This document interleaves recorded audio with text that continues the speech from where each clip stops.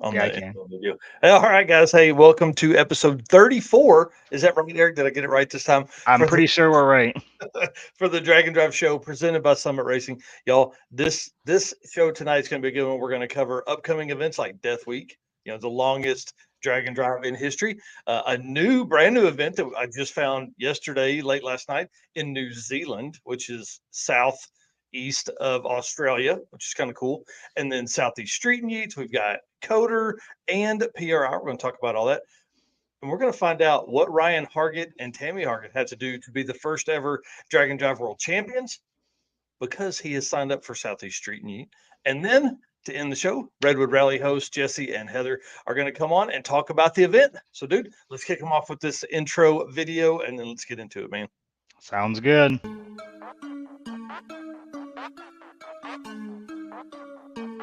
Guys, I'm here with Dave Teresi, Mr. Energy.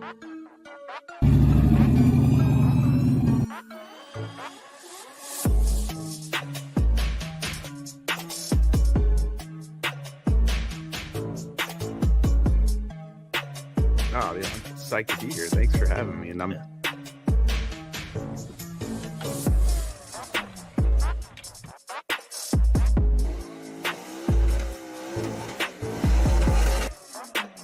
Oh, we're looking this for 6 something. That's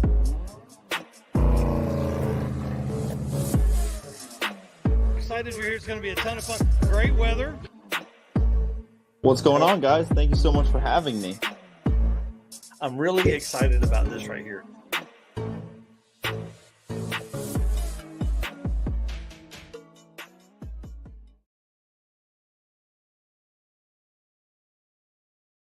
Man, I'll tell you, my beard was all over the place in that world champion video there. That was a lot of fun. Thank you for putting that together. All right, guys, if you don't know, my name is Mike Narks. I am the host of Drag and Drive Show and the Drag and Drive News. I'm also a Drag and Drive statistician and promoter, even hosting my own event at the circuit, which is in April of 2024 at Mocan Dragway. Eric, introduce yourself. Tell them who you are and what's going on with your stuff, man. I am Eric White. I am the co-host of the Drag and Drive Show and Drag and Drive News. When I'm not helping out with Drag and Drive Addiction, I am running my own channel, which is 815 LSX Swaps, which just hit 1 million total channel views. So super On exciting. YouTube, on one of your social media outlets. Right, yep, just on Yeah. YouTube. On Yeah. Instagram and TikTok and Facebook, they each have a video alone that has like 1.4 million, which is crazy to me. Yep. And then do you want to tell them what else happened today? With the rising creator for the 4th week, which is pretty dude, wild. that's so awesome. I'm so excited and proud for you, man. That is awesome. You've really put in a lot of work and it's beginning to pay off, man. So congratulations. Thank you. Awesome. Well, guys, I want to start the show by saying thank you to all of our race car friends. We can't do this without you. Your likes, shares, and comments help really kind of, I don't know, when it's 2 a.m. and I'm working on something, it really helps me get going because there's always somebody making some comment on there about something we've been posting. So I want to say thank you for that. I want to say also we're going to have the chat open tonight. Obviously, we're going to be talking about a lot of stuff that is going to concern everybody that is a drag and drive racer. So if you got questions or comments, throw them over there in the chat. And if you're watching this later or listening to this on the podcast, find us, make comments, let us know what you think about all the stuff. And also, obviously, our list of sponsors here on the screen. It can't do it without them. Summit Racing, Molly Motorsports, Howard's Cams, which just talked to Luke through some messenger today. He's got his little turbo small block Ford Ranger running for some drag and drive events next year. Sweet Patina, obviously, and Racing Junk Classifieds, the official drag and drive addiction buy sell trade place, I guess. So if you guys will hit that share button, we'll get this thing started. We certainly appreciate you guys hitting that share button. Let everybody know what you're watching, and we're going to get down to it. So upcoming drag and drive events. Obviously, we've got several that are coming up, but the first one, it's not really a drag and drive event. This is the grand opening of the 330-foot street legal dragway in Paris, California.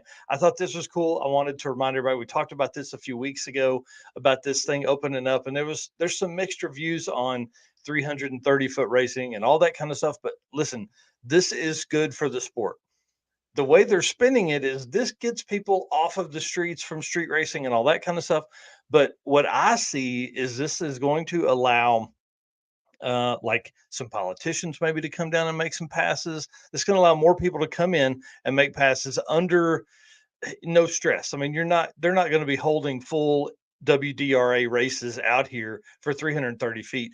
But I'm telling you, this is a good thing for the sport. And they grand open on the 20th at 4:30 p.m. So if you're in Southern California, anywhere close to the Lake Paris Fairgrounds, make sure you get over there and take a look at that. Because and send us some video. I want to see what it's like for some drag racers that are going to be racing 330 feet. Now we've heard some stuff about like this is for street cars, so like you have to be licensed and insured and all that kind of stuff. So it'll be kind of interesting to see how this plays out. And then, Yeah. what do you think about this 330 feet? I mean, they've done a lot of parking lot racing, so Yeah, I mean, I think it's kind of a cool deal, especially in an area like that where, there is a lot of street racing. And if you can get people here, I mean, you've been to the no prep race, you've seen what mm, that's like and the people betting on the line. Imagine what this, you know, you're going to have all your little gamblers out there yeah, slinging dollar bills and $5 bills betting on races. But I, yeah. I think it'll be a cool deal, and I think there'll be more of these type of things that pop up around. Looks like Fred Ashmore says he's going to be there. Nice. That's awesome. Well, I think it's going to be a really cool setup. I see Matt Lang said should be more of this, but 660 feet. I agree with that. I think this is like a gateway drug for Southern California again to get back into some car stuff. I mean, like this allows the opportunity for people to see how much fun and how much camaraderie you can build within the drag racing community, which is what we preach all the time. And so it'll be kind of cool. I'm excited to see how their first weekend goes. Obviously, I'll be kind of watching that on Instagram. They're a really good follow. They've got a bunch of posts up already, and they had like kind of like a soft opening with some cars making passes, but no videos of that stuff yet. So again, the street's going to be the equalizer on this. We had that happen with Matt Lang and kind of the back of the track stuff was really cool to see how folks should get out and spin, and then that costs the faster car doesn't always win the race. So, all right. And then moving on to a actual drag and drive event, guys, Death Week starts on the 20th as well. This is going to be in Chandler, Arizona, which is just south of Phoenix. So Rich Guido's headed down right now. He's picked up Chris Hine. They've picked up Dan Nissen. So they're all coming down. Those guys came down to race week and just throttled the U.S. stick shift competitors. So this obviously is an event that they don't have classes. They don't have like a stick shift class, but it's going to be interesting to see what the top three in this event are going to compete with. So it's going to be pretty wild. So we got Chris Hine, we got Rich Guido, they're coming down. We talked about all that. David Williams has driven from Florida in the Turbo LS Suburban that he drove from Florida to Alaska Speed Week, which will be cool. Carl Bright is on his way in his El Camino with the big block in it. He's put new artwork on the side of the car. It looks really cool. And then our photographer friends, Chris Story and Jesse Fox, will both be on site. So if you haven't done it yet, hit those guys up, get you a photo package because it makes it so much easier to take photos while you're racing because you run out of time. Plus, their photos are going to be way better than anything you take on the phone. I know Eric will probably disagree with me there because some photo skills from the last two events I've been at, he's edited. But I'll tell you, having Chris Story and Jesse Fox there taking pictures and Sick the Mag too, but having those guys take all those pictures and provide a good edit on it will make all the difference in the world when we're looking back at that stuff in 10 or 15 years. So it does make it easier to purchase them. And those packages are pretty inexpensive, to be honest, considering you don't have to do anything. I do have some sad news. I haven't confirmed yet with a registration car count, but as of last week, they had posted that there were only 90 cars registered for Death Week, which unfortunately puts them out of the world champion points collection or eligibility. So I will tell you this: I hate that it is last minute with decisions like that, and so we're going to change that next year. We will be making Like we'll have a list of events that are eligible, no matter how many cars show up. Those events are going to be eligible because we've ran into this in the past where we thought an event was going to be on the bubble. So sad to see that happen, and but I wish everybody that's racing out there the best of luck, because I'm telling you that event is not about world champion points. That event is about the experience, and I cannot wait to hear what everybody has going on and just see the pictures throughout the weekend and all of next week, because again, 2,000 miles, 10 days, that's 200 miles a day. You got to make it. Like there's going to be one point, I think, where they're like 600 miles from the home track. So it's not going to be like a normal one where you just jump in with somebody else and they blast you back to the host track or not. So it's going to be really cool. I'm really excited to see the amount of cars that are the kind of cars that show up and complete this event. So congratulations to everybody that's going to make that, and congratulations to everybody that's already there. I know David Williams is close. So, all right. Yeah, it's going to be really cool, and like I've said before, driving through the Vegas Strip is going to be awesome. I hope Oh, there's tons of cool photos there. mm, I don't know if it's going to be at night, but I really hope they drive through there at night because that'll oh, make the pictures so much better with everything lit up. So yeah. I'm telling you, just the route they're taking is really cool through Southern California. I really like what Tom and the team have done with this event. It's really taken that next level of like very serious competition in a drag and drive event to this is probably going to be more relaxed. This is going to be a fun event, I think, for a lot of folks. So I'm excited to see what he does with this one, and then also what he does with the Route 66 deal next year. So that'll be cool. All right. yeah, the problem is just going to be the 10 days. For a lot of people, 10 days Yep. of getting off is going to be tough. But if you can get it Well, off, it's worth it. But yep, and especially late in the season, I think with folks knowing this style of event is gonna happen now, they're gonna plan around that. They may not do an event early in the season, saving for this kind of time off or something like that. yeah, Um, that is one thing I have noticed with a lot of folks now is with what happened in 2020 and early 2021, people realized like, hey, let's get out and do stuff. There's been so many years that people have spent not taking vacations and things like that, that their time has accumulated. Now they've got all these weeks of vacation and they're taking them. I mean, it's what happened to me 100%. I had 7 weeks of vacation. I took 6 for drag and drive. And then the next year I was able to leave my job. I mean, like I think we're going to see some of that as this sport begins to grow and move forward.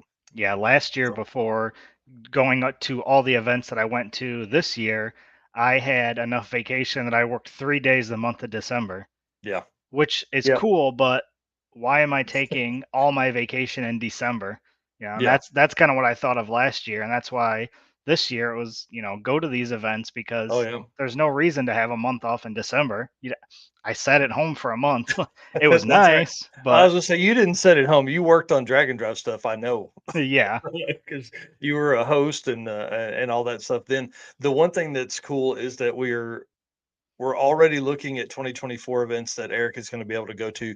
So I'm excited about setting that schedule together. All right, let's yeah, let's keep going because we're going to end up with we're going to run over our time. All right, it's not a drag and drive event, but I will be at the Extreme Texas Nationals this weekend. I'll leave in the morning at about 7 a.m. Driving to Ferris, Texas for the Summit Racing Midwest Drag Race Series final, the Point Series final is going to be this weekend, and there are some seriously close races for the championship and podiums for these classes. You can see the list of classes there, but like funny car, top sportsman, pro mod, all that kind of stuff is going to be down there. One of my favorite classes, junior dragster. It's tight for the 2 classes that are there. There are some opportunities for some upsets really to come from this weekend. And I just want to say the pro mod class is separated by 5 points. So all number 2 has to do, Stephen Whiteley, all he has to do is go one more round than Keith Haney. So, and I know Keith Haney wants to win because he's the founder and dude behind the scenes of all that. So I know he wants to win his own event because everybody's competitive that are drag racers. So he wants to win that, but can Stephen Whiteley slide in there? So, all it right, should be a good I'll be should be down a there. good time there. Oh yeah, it's going to be a blast. And then next event up is the brand new one that I just found out about. I think literally last night at like 2 a.m.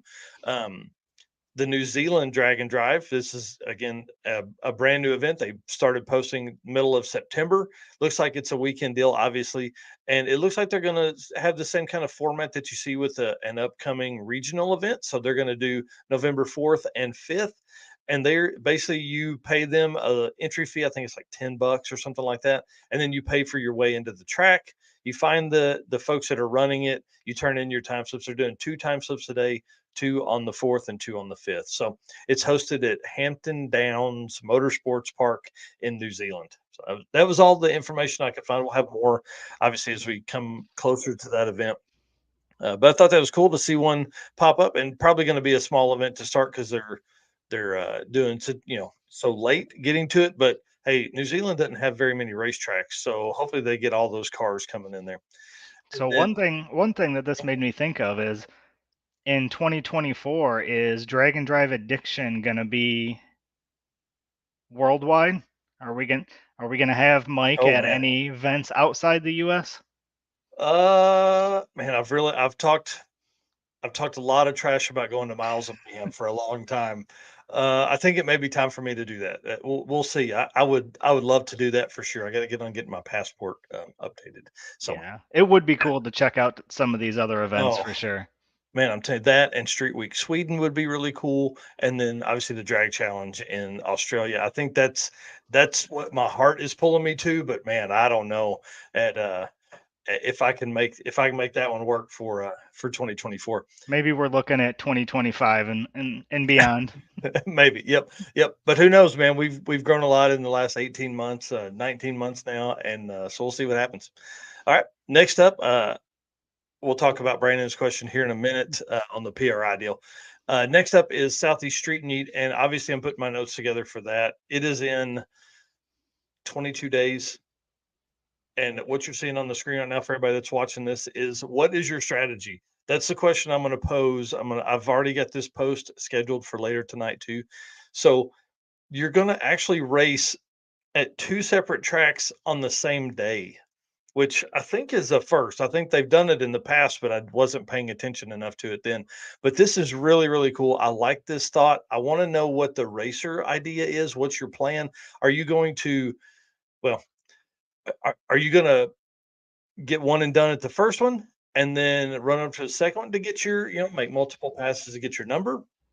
Or are you going to literally have, there's only 6 hours of the track being hot for the first and then the second one. So it's like 60 miles between each track. So it's not going to be hard, but like this is a real strategy here, I think, for this. And it's going to be fun to watch it play out because obviously I'm going to be there. So Thursday they'll do tech and day 1 of racing at Shadyside Dragway, Shelby, North Carolina. Friday morning, we're going to drive over to South Carolina Motorplex with the track hot from 9 to 3. You guys can see there. Then it's like, I don't know what route they'll have planned, but by Google Maps, it's only like 60 miles or something like that between tracks. And then Friday afternoon, we'll be back at House of Hook, which will be my second time there this year, Carolina Dragway from 3 to 9. So, are you going to get up early? I don't know. The whole Friday really intrigues me a lot. And then Saturday, it's down to Darlington, back to Darlington. That's where we started and ended for Drag Week. So we'll be back there. So that'll be cool. And then Sunday is back to Shadyside for racing and awards. And did you see their post today? The awards are in the huge chains. I saw Anthony Harville a couple times this year. He's walking around with that big chain. So It's probably my favorite trophy award from yeah. any one of the Drag and Drive events. That's definitely cool. Yep. I'm excited about that. This is the last event of 2023 to gather Drag and Drive World Champion points. So I confirmed with them that they do have the needed registration count. Y'all, this is going to be pretty awesome. This is we're going to talk about the points in a minute to see what Ryan Hargett needs to do to win the championship. Now, I've talked to another few racers that are in, again, like we talked last week, in that 70s points range and what they need to do for this, but we didn't have confirmation that these guys had signed up, but we do have confirmation now from Ryan Hargett himself making a post on Facebook that he's going. So that'll be pretty exciting. I'm wondering if that's going to run some guys off, or if it's going to maybe keep them thinking, hey, I'm going to go ahead and do this. So if anybody knows any background knowledge about racers in the 70-ish points, bracket there that have accumulated those points at 2 events, let me know. I would like to look at their numbers. And if you have any questions about where you personally stand, you can DM me and I'll let you know. Find me at Michael Narks on Facebook or Dragon Drive on anything else, messages there. So that'll be cool. What do you think about racing twice in a single day? Is that pretty wild to you?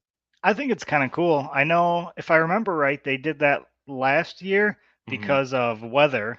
They ended up Yep. changing their schedule, and it sounded like people really liked it. So I Yeah. definitely think it's cool. The only issue is if you have car trouble, you're kind of in that time crunch to get to the next track. Yeah. But Yep, that's what I'm saying. That's why I think this is going to be really cool. We're going to follow a couple different racers throughout the weekend or throughout the week, and see what their strategy is and how it plays out. Because again, if you break at 2 o'clock at the first track, you're going to be in real trouble. So do you get your easy number there and then run? All right. Next up, King of the Open Road. This event is the last drag and drive event of the season total. This is a regional event right here, 200 miles worth of driving.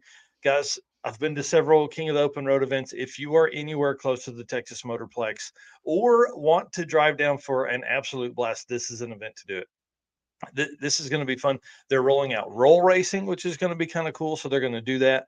Friday is the drive, so you can come back Friday night, kind of relax, hang out, parking lot beers and trailer burnouts. Saturday is all day of qualifying for the 14 classes of drag racing, and then qualifying and eliminations for the roll racing. So I think they've got a few different roll race classes. To be honest, I didn't even look at those because I'm not a huge roll race guy. But congratulations and good luck to all the folks that roll race.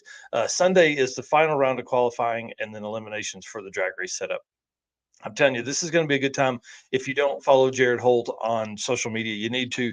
This event's going to be crazy. You can see, what's her name? Four-Door Rocket on Instagram, Felicia Smith. She just came off of race week, so I know they've been at home thrashing on that car to get it ready. And then the Viper, I don't remember who it is, but I know it's a stick shift and Violent from the May event. That car was absolutely crazy. And I know there's going to be a lot of new type stuff that's down there, a lot of new cars that have never competed, because for some reason Jared can bring out all of the cool imports that we don't typically see at a normal drag and drive. So it ought to be a lot of fun for folks that are watching down there. And then the last event of the season for us, and then maybe a little bit of a break, maybe not much, but a little bit. not much, is the Drag and Drive Awards presented by Drag and Drive Addiction and Summit Racing. Y'all, 50 days from right now, man. There is so much going on in the background. You have no idea what is working here. It's pretty crazy. The Drag and Drive Award show is Thursday, December 7th at 11 a.m.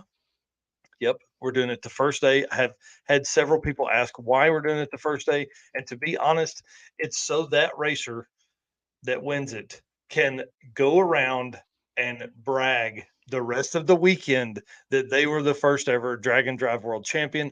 Plus, it gives them maybe an opportunity to talk to some sponsors. So the sponsors that are a part of everything down below, if they have a booth, we're going to obviously parade you around and put you on our shoulders and tell everybody what a great job you did and all that kind of stuff.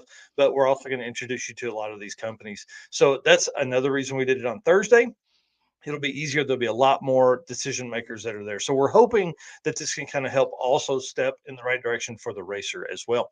So, we talked about what does Ryan Hargett need to do and any other racer that shows up to Street-N-Yeet. But here's the thing. You're not going to know as a viewer of this who won it. Who is your points leader? We're going to go silent on it after that. We're going to hint at it and things like that, but we're not going to tell you who has won it until the Drag and Drive Awards, again, at 11 a.m. We're going to live stream those, even if it's just from my phone, walking around in selfie mode. I don't care. But we're not only doing the awards for the Drag and Drive World Champion, but we're also doing, top 3 of the top 100 racer list. Top racer from the 9, 10, 11, 12, 13, 14 second racer list, the Sweet Patina Roughest Roadside Repair Trophy, and a bunch more. We've been talking to Revved Up Laser Works, Travis Wise, about all of the trophies. And I'm telling you right now, there's more than 24 of them that we're going to give out in an hour. So we're going to be cranking these dudes out. So if you're not following us on social media, you need to right now. So we're going to have all those. He's starting to print those next week, dude. Yeah. Yeah, I'm Ugh, excited. man, They look excited good. is the word. Yes, I'm so ready for that. And then so that's the event. That's the coverage of events we're going to have for the remainder of 2024. And let's talk about Brandon here, who asked who's buying the first round at PRI. We'll be arriving Wednesday night, and I would expect there to be beers had for sure. So Yep. I'll buy Brandon's first round if he'll buy the second. So. Sounds like a plan to me. Yeah, dude. All right. Do you want to drive on the drag challenge stuff, or you want me to drive the pictures? I can do it. All right. Have at it, sir. I'll get you started there. Sorry. All right. Lead away, man. All right, so we're going to do some coverage from the drag challenge that just wrapped up last week. So these pictures were from the Street Machine magazine website where we got all the information.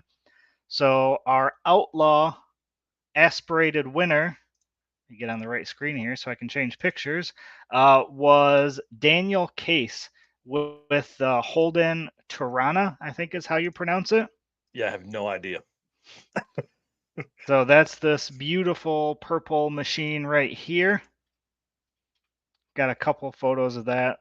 This is why I want to go to some of these events because the Yep. cars are definitely cool out there. Yep. So that's our Outlaw aspirated winner. Our next class is the Turbo Smart Outlaw Blown. And that was Mark Whitla in the Ford Capri.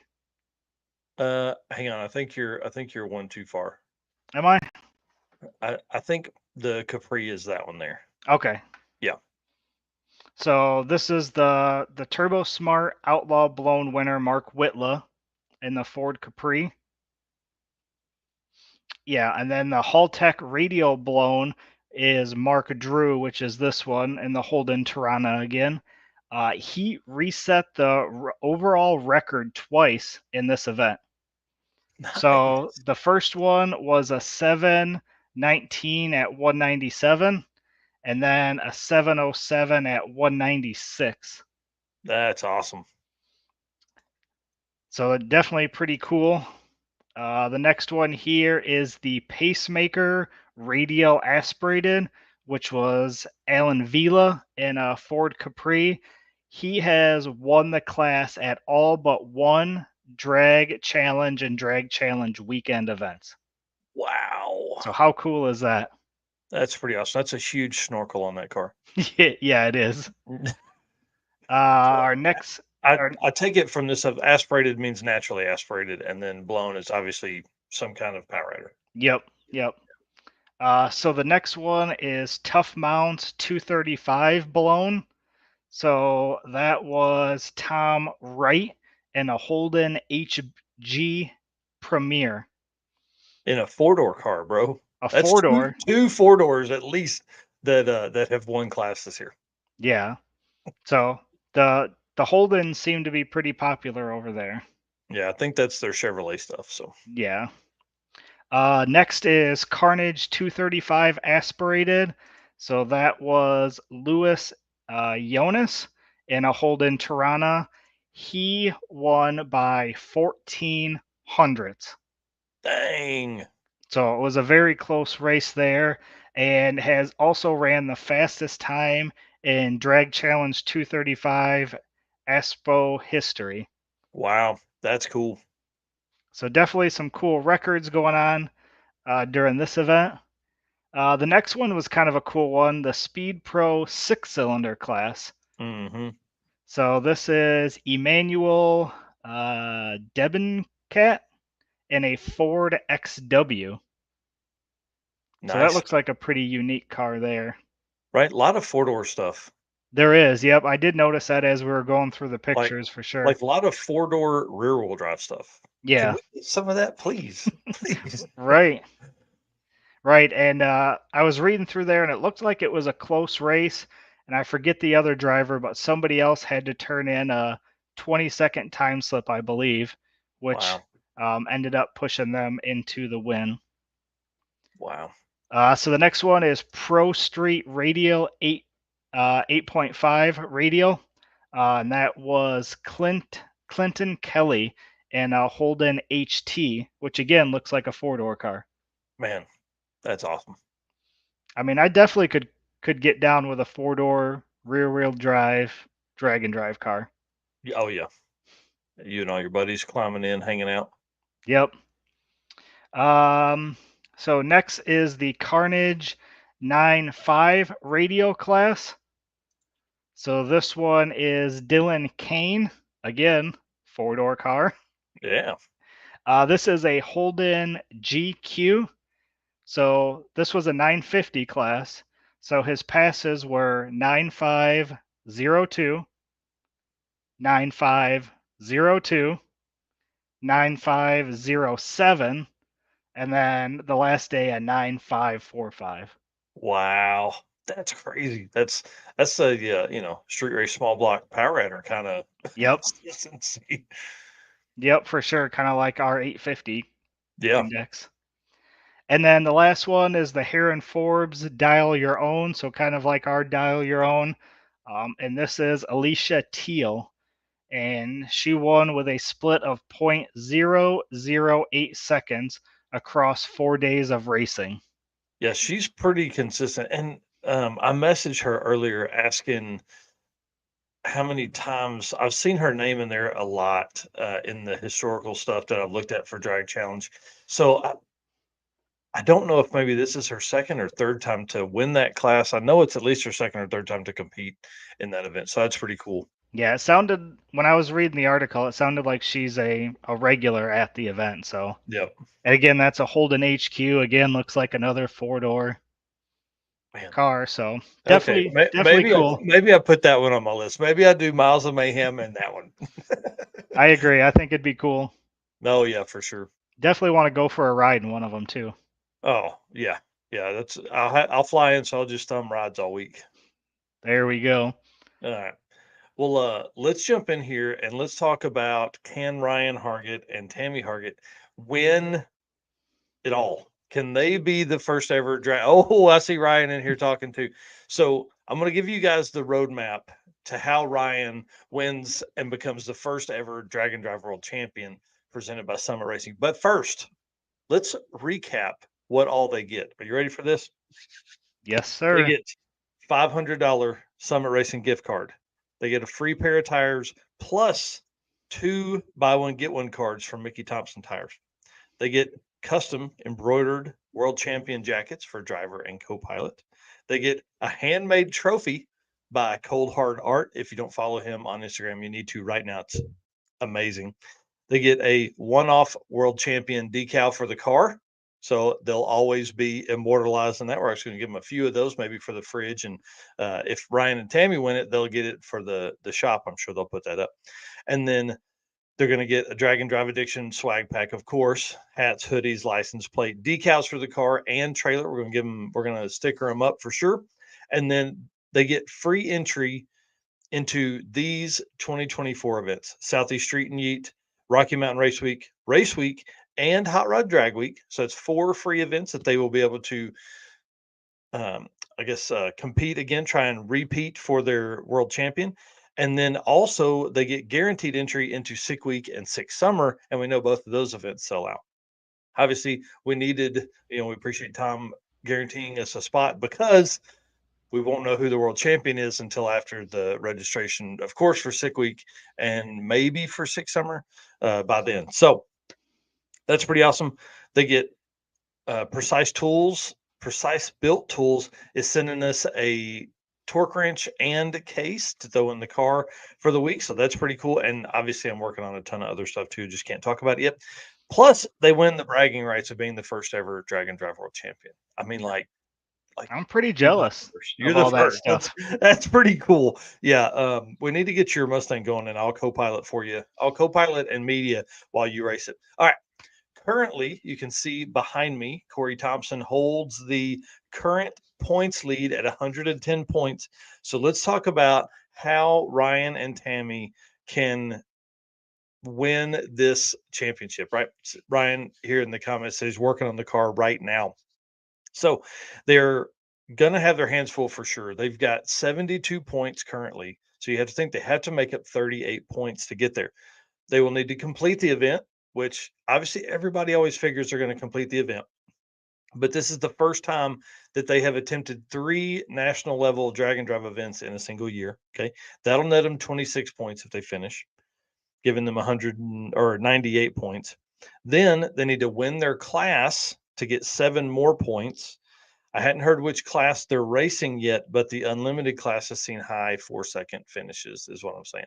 So again, I don't know what I know he can't run in limited street class because he's on methanol, so that puts him out from that. So I'm basing a lot of my stuff on unlimited because unlimited is open.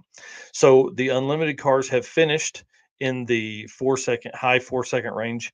They'll need to finish with a 4-second average because they need to grab those 4 points. And then they're going to need to reset the Class ET average record, which for unlimited, like we said, is a 4.924 put down by Sean Lewis last fall. Now, we don't know if Sean's coming back, but I know he has more power and things like that. So that would net them 110 points total. Okay. Obviously, if you're doing the math, that ties them with Corey Thompson. But as per the rules, if you are a faster car, the tiebreaker goes to you. And being that they have 2 low to mid 7-second averages at Midwest Drags and Hot Rod Drag Week, they would take the win. Now, Corey has won every class that he's been a part of and reset all the records. So if he comes down to the end and someone takes it, he has to know that he has done all he can. He ran his car all out with a high 7-second average at 6th Summer, then went and destroyed the race week hot rod class record, both ET and mile an hour, and did the same thing, resetting his own ET and mile an hour record at Rocky Mountain Race Week. So pretty amazing stuff. I mean, I was really hoping it would come down to the last event. I was hoping we'd have an opportunity for racers to do this. Again, this is our first year to do this. We are figuring stuff out as we go. What racers want to see. So again, as a reminder, you're not going to know at the end of Southeast Street-N-Yeet. You're going to have to find out with everybody else at PRI for the Drag and Drive Racer Awards presented by Summit Racing. So I'm so excited about this. I'm sure we'll be dropping hints and things like that because I won't be able to keep it to myself for that long. But it's only 3 weeks after that, so it should be pretty easy to do that. So I want to wish the Hargetts so much luck on coming. I know they are signed up, and he said he's set up for 2 different classes, so that would be really cool. Maybe that helps with some strategy around in there. And they're one of the cars we will be following during Southeast Street-N-Yeet to see what they have going on. So I know he can run 4s. He ran 4s most of the week at Hot Rod Drag Week and Midwest Drags in the 8th. So that'll be pretty cool. And here's what I find typically happens is racers start doing the math, and we're still 3 weeks from Southeast Street-N-Yeet. So there are racers that could maybe put their car back together that haven't done it yet that are doing the math on that side as well. So nobody's telling me anything, which is sad.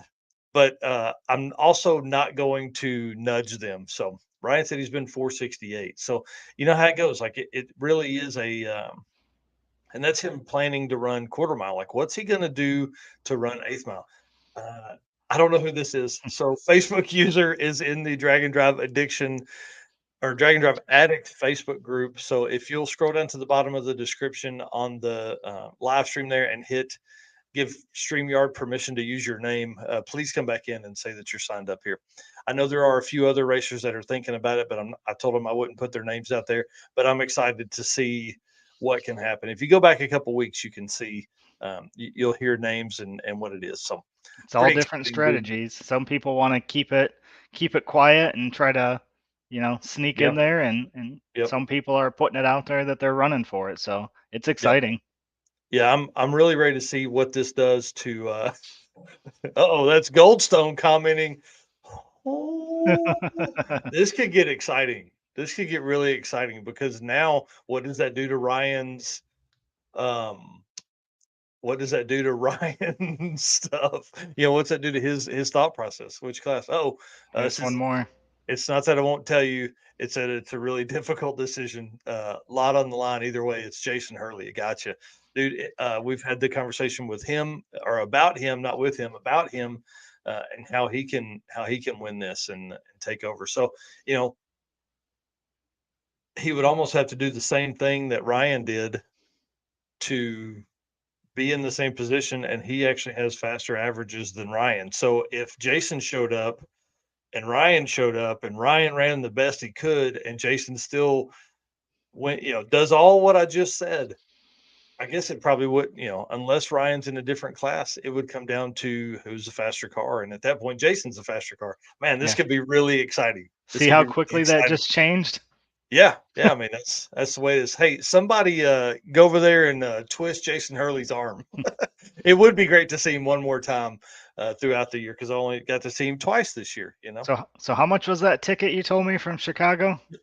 Hey, listen. Hey, if you guys want to see Eric come down, really needle him about it this week. Really put some pressure on him. Tickets are $120 to get him from Chicago to Charlotte, and I'll pick him up in Charlotte. And we can run for the weekend. So, if you want to see him come down, definitely let us know. And then I see a Facebook user here says, "Now you're just taunting me." So I'm in. Listen, we want the best competition we can possibly get. All right, let's move on. Let's get back to it because we got folks coming on here in a few minutes from the Redwood Rally, so I don't want to be late for them. So next up is items I found on Summit Racing, guys. You know, Summit Racing is a huge supporter of not just us, but the entire sport. So typically I'm on Summit Racing almost daily looking through stuff for not only Narcoleptic Customs, my brother's shop, and Drag and Drive Addiction and my own projects. I'm on there trying to find some stuff for you guys. I thought this was a really good deal on a battery tender. It had the best reviews and the best score with like 4.9 rating, which is amazing. And I like that it's 1.25 amps compared to some of the others, which are like 0.75 or 0.8 amps, because I know a lot of you guys out there wire like you are blind. So what happens is you end up with a draw, and this would kind of help compensate for a little bit of that. So the 1.25 is kind of a neat deal. Again, summitracing.com. And then I thought, how much fun is this? These are in stock, ready to go. Throw this in your cart when you're on their neck. Surprise your spouse with a fun yard art light display. They've got a bunch of them. They got Snoopy, they've got Frankenstein here. They've got a lot of stuff, but they're like 30% off, $45. I thought that would be kind of fun to throw out. And you know, Summit, they have the 4 warehouses across the country. You could have this in a day or two. So you still have it in time for some Halloween decorations for when the kids are out trick or treating. And then, of course, last thing I found on Summit was I need a new hat. You can see my sweat circle here. I'm gonna wash this thing tonight and try and get it cleaned back up before I get down there. I hope I don't lose the Clay Milliken signature on it. But guys, hoodies, hats, shirts. They had 2 different style shirts. I'm wearing the Tommy Dupree Brian Havlick shirt tonight, and that was actually designed and printed by Summit. So you know they're huge supporters of us. So if you have a moment, please jump over to summitracing.com and pick out some stuff. One other item I don't have on here is the TKO hand cleaning wipes. Those make amazing gifts for any person that does anything that's going to get their hands dirty. So it's a waterless wipe made by Sweet Patina. You can pick them up right on Summit Racing. All right. Oh, hey, actually, I made these Perfect lead notes and in. didn't even realize it. So on sweetpatina.com, you can also use code D&D57 for a 10% discount. So if you don't want to do it on summitracing.com, you can do sweetpatina.com, and you can see they have all kinds of garage banners. They've got stickers. The artwork on their stuff is awesome. The Go Fast Parts Before Paint is certainly one of the best shirts I think they make. And then the Speed Mini here says, those wipes are amazing and a staple at home and shop. That is exactly right. That is exactly right. So, guys, we can't thank our sponsors enough for coming on and supporting us. Sweet Patina was the first brand to step on board with us last year and allow us to do the Built for Drag and Drive segment in the news. Almost every week. We've not done it in about 3 weeks now, and it's time to get back on it. I'm excited. We'll have to do it next week though, because I don't have it ready for this week, and I'll be driving all day tomorrow. So, anyways, guys, code DND57 for your sweetpatina.com order. All right. You want me to hit this Molly ad now so we can thank another one of our sponsors? Yeah, let's do that. All right. Thanks to Molly, and we're going to play their ad. Molly Motorsports is the official piston of DragonDrive.com. Molly's Power Pack piston is the perfect candidate for your drag and drive car. Molly Motorsports competes in drag and drive events and supports our community. Project manager Eric Grillo raced a 10-second stick shift Nova at Hot Rod Drag Week 2022. He's also competed in Rocky Mountain Race Week last year with his C10 truck. Visit mollymotorsports.com for the most recent line of products. Hey, I just realized something. I'm going to have to message. So I have my times backwards. I was thinking 8 p.m. Eastern, but I told them 6:45 Pacific because they're on the West Coast. So Which that is means they're not going to jump on till 8:45. yeah. Our time. So let Yeah. me message them. If you want to take over the racing junk classifieds, I'm going to send a message to them. I'll be right back. Yep, I'm going to run that right now. So next is we're going to jump into our Found on Racing Junk for the week. So we have, let me get this pulled up here. We have a couple vehicles again this week, like we normally do. And the first one here is a 1986 Buick Regal 6.2 Hemi with a 4L80E. So this car was on Hot Rod Drag Week 2022 in Byron, and I went and snagged a picture of it. You can see there on the track here at Byron. So when I was there last year, I got to check out that car in person. So 30,000. This is in Minnesota. 86 Buick Regal, built in partnership with Motor Trend as Hot Rod Drag Week car.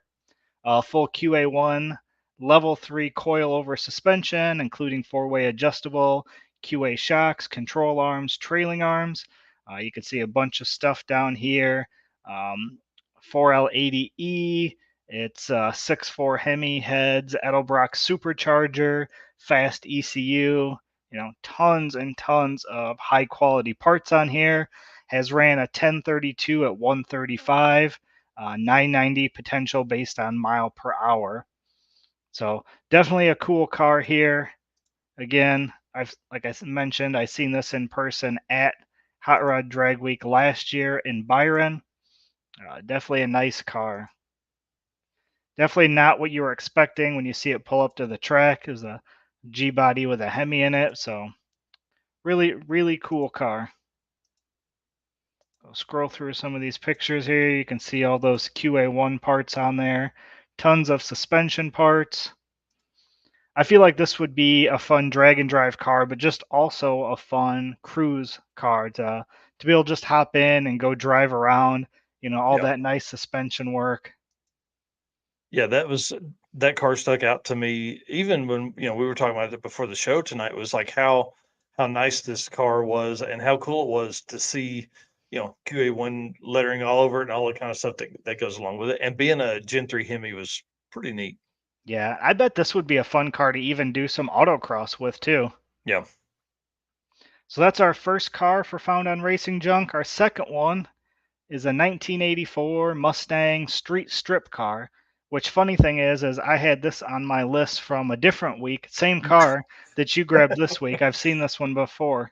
Nice. Yeah, I thought it was kind of fun. Stick shift, just a clean early Fox body Mustang 4i. Yep. And it's in Illinois, so you nailed that one again too. Yeah. We're always finding cars that are too close to me. Yeah. Right. This one's small block Ford, so it doesn't really fit your style. Yeah, that's true. That's true. Yeah.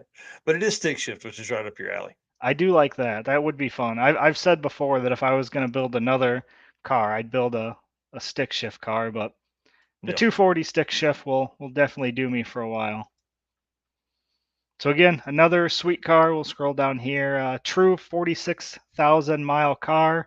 Entire description of work done is in the photos.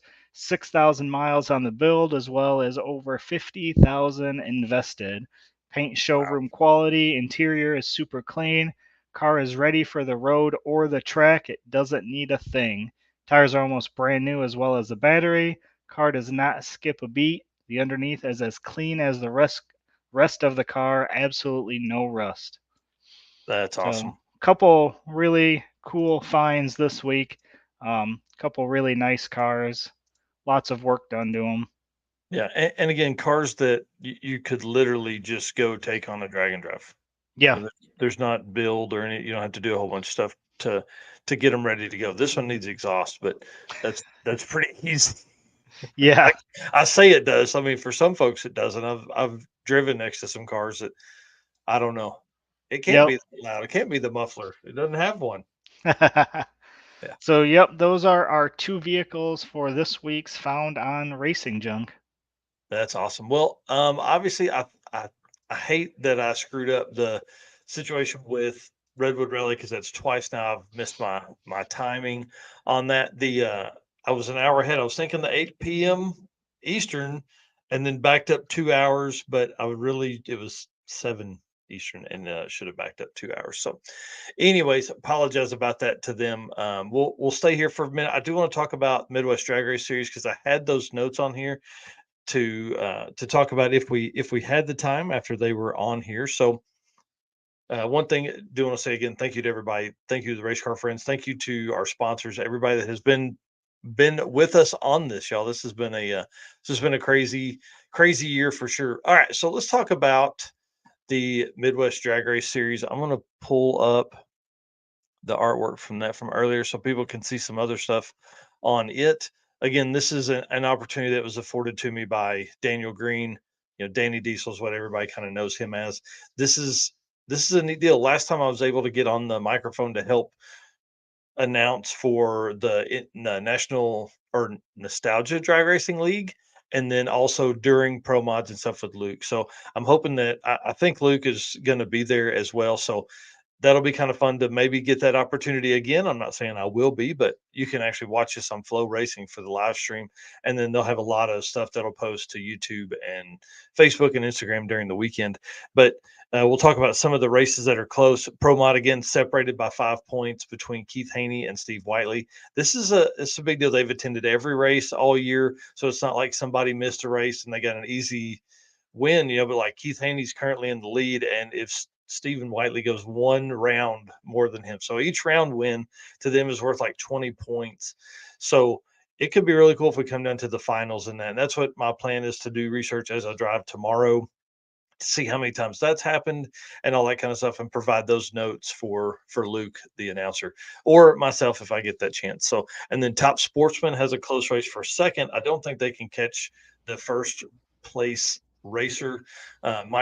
Mike Chitty is in second with 402 points, and then Doug Woody's right behind him at 391 points. Again, one more round being worth 20 points just completely catapults them in front. So that's again a race for second.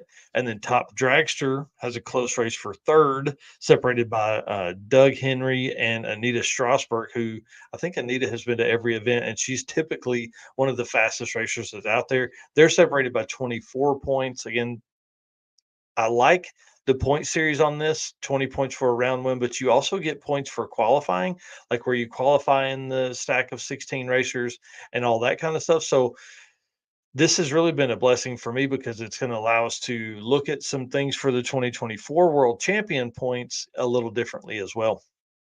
Pro Junior Dragster, again, like I said earlier, one of my favorite classes. They've got a close race for close race for second.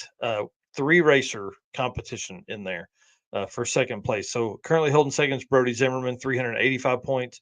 Third is Carly Brundridge at 350 points, and then Jonathan McLean at 345 points. So, if Brody Zimmerman makes it further than everybody, he's obviously got second place locked in, but this could really be a race for the podium in third place. So pretty cool. Again, we've seen junior dragsters come up from the ranks from start racing at a young age and then end up in the pro league. So I love watching the junior dragster stuff. They're just so loud. And then Sportsman Junior Dragster is a race for 1 and 2, and it's separated by 15 points. So less than a round win separates 1 and 2 for the championship between Camden Teal, who's currently first, and then Jovi Brundage is 15 points behind the leader there. So that's pretty cool. Pro 420, which is a new class for 2023. is only separated by 7 points between Dave Pierce, one of our longtime drag and drive racers. David and Tina Pierce, you guys know them. You've heard that name a bunch. Street Outlaws. They've done so many drag and drive events, and she's currently the second fastest female in drag and drive for 2023, right behind Alex Taylor. And then, so this Pro 420 class separated 7 points from first and second between David Pierce and the D-Bar-D racing team. I can't remember who races their Pro 420 class, but Ed Thornton races the Pro Mod class for D-Bar-D. So it'd be pretty cool to watch all of that go down. And again, this is all new experience for me. You know, I've never really spent a whole lot of time at any regular drag races. I've done all drag and drive since 2020. And so it's pretty cool to go actually, like, you know, these folks don't have to pack up a trailer and hook it to their car and drive to the next track, you know, for the next day. So they go back and, you know, there was one racer at the St. Louis event that I went to in September that, I mean, they ended up changing 2 motors and were going to change a third and then called it at the last minute. So, you know, these guys haul around in big toter homes and trailers and are full on professional drag racers. So it's pretty cool. Yeah, like I said, it should be a lot of fun. And speaking of getting on the mic, I know we got to do a little bit of that during the Summit Racing Midwest Drags, and that Yep. was a lot of fun. So I'm excited for you to be able to jump on and do some more of that. I know I had fun doing it, and I know you enjoyed it as well. Oh yeah, and then this stuff here is only fueled that even more. So now when I've this last week I've been watching the Drag Week playback for the live stream, and you know, trying to pick up clues and other, you know, things that Freiberger and them would say to only help our, you know, talk about drag and drive racing and all the stuff that comes from that, trying to pick up extra stuff that maybe I didn't catch in the stats. So yeah, you know, anytime I can learn and we can further ourselves and just get more of, you know, Michael Narks and Eric White out there, helps us also then in turn talk about drag and drive and all the other classes that are going to be down there. I mean, there's not just this race going on. There's other classes that'll be there as well. So it's going to be cool. It's a full on weekend. Again, I want to thank Daniel Green, Danny Diesel, and the entire Midwest Drag Race Series team for the opportunity to help. You know, a lot of times my day is spent on the switcher, moving between live cameras and then making notes and running people get food and set up and tear down and all that kind of stuff. So it starts about 8 a.m. in the mornings and runs till about midnight every night. So And maybe you can kind of nudge them a little bit and do kind of like what NHRA has been doing and do some drag and drive exhibitions during some of these events as well. hey, don't you think I hadn't already thought about some of that? So it's pretty fun. The Nostalgia Drag Racing League, that was pretty cool to be around because some of those cars had license plates on them, you know, and so that was kind of fun. But yeah, I think that may be a good opportunity as a lead in for 2024 because they just released their 2024 schedule and it doesn't look like a lot of the events conflict with some of the drag and drive events I have planned.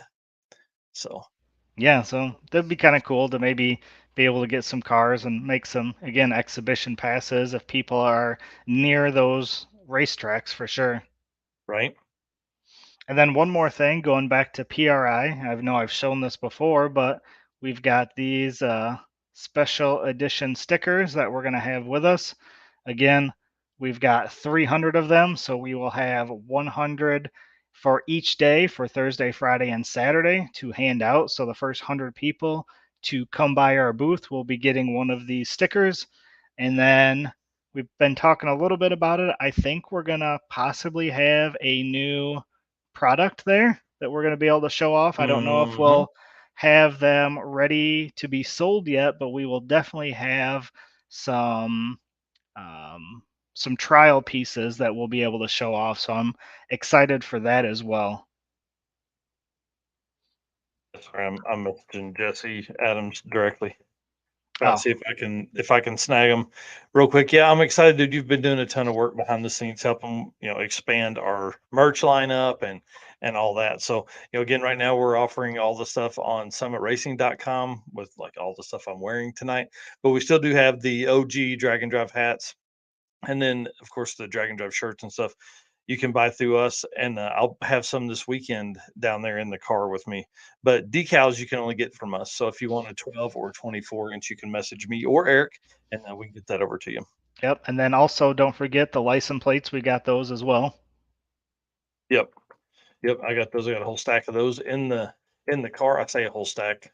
I've got several. I don't know how many of those, but a few. I don't know how to say that. So They look great on the car, and they yeah. look great. I've got one hanging up on the wall here in my office, so they look great in the office, in the trailer, on the car, any one of those places. They're definitely a cool plate. And look who we got in here. We got Destroyer Yeah. 1320. How you doing, buddy? That's exciting, man. If you guys don't follow him, you need to. He's going to SEMA, dude. How Yeah. cool is that? Right. Okay, so back up. The first two people I met when I started YouTube was you and Destroyer. And Yeah. Destroyer's at SEMA and we are at PRI this year. So I would say we I are all doing pretty well right now. yeah. It's Yeah, exciting. it's pretty amazing the amount of hours we've all put into growth on social media and YouTube and all that kind of stuff. So it's pretty amazing. He was a pivotal part of the growth of this right here. I mean, he helped a lot with narcoleptic and getting to where it was or is. And then obviously I've taken a lot of that knowledge and moved it over here. So yes, he's grinding to get ready for SEMA. Dude, I can't wait. I'm so excited for him. That's in just a couple weeks. Yep. Well, probably 13 days or something like that. I would think we're start at the end of the month there. So Yep. it's going to be really cool. Andy's our voice for our Molly ad read, so Yeah, even when he's not here, he's here with us. that's exactly right. He's gonna That's shake babies and kiss hands.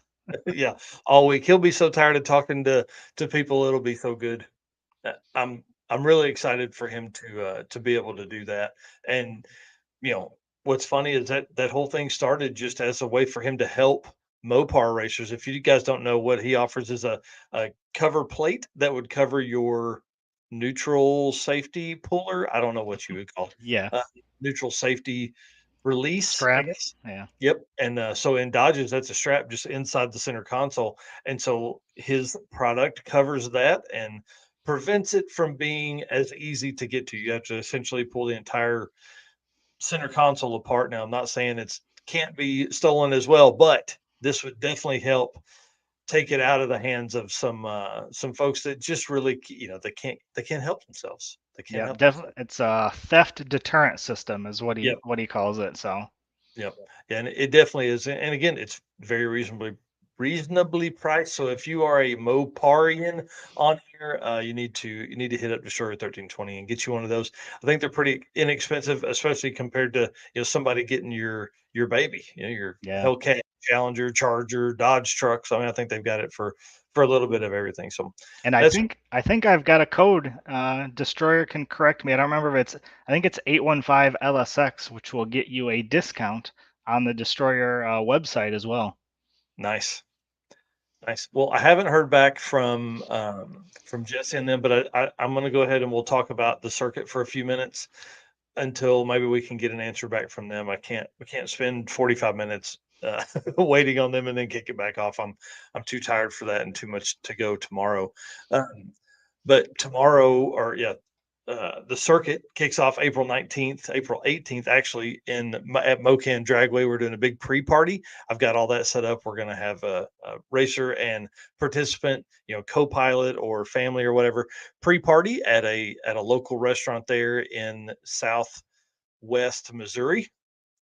Yep, here Destroyer says use code 815 LSX for a discount. So it's pretty awesome, man. Thank you very much for everybody out there. I'll leave that up there for a few minutes while we're talking about the circuit.